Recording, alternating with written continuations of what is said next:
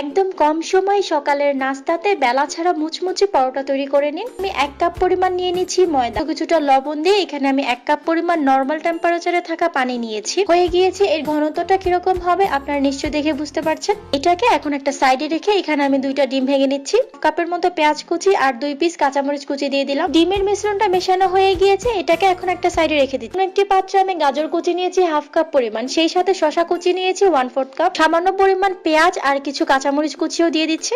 স্বাদ মতো কিছুটা লবণ দিয়ে এখানে আমি 3 টেবিল চামচের মতো টমেটো সস দিয়ে দিচ্ছি। চুলায় ননস্টিকের একটি প্যান বসিয়ে এখানে আমি খুবই সামান্য পরিমাণ তেল ব্রাশ করে নিব। গরম হয়ে যাবে তখন আগে থেকে রেডি করে রাখা যে ময়দার মিশ্রণটা ছিল সেখান থেকে আমি কিছুটা এখানে দিয়ে দিচ্ছি। চুলার আঁচটা মিডিয়ামে রেখে এইভাবে স্প্যাচুলা দিয়ে হালকা একটু প্রেস করে করে এটাকে ভেজে নিব। পরোটা ভাজা হয়ে গেলে এটাকে আমি এখন তুলে একটা সাইডে রেখে দিচ্ছি। রেডি করে রাখা ডিমের মিশ্রণটা দিয়ে দিচ্ছি। কম সময়ে খুবই মজার এই নাস্তাটা আপনারা একবার হলেও ট্রাই করে দেখতে পারেন।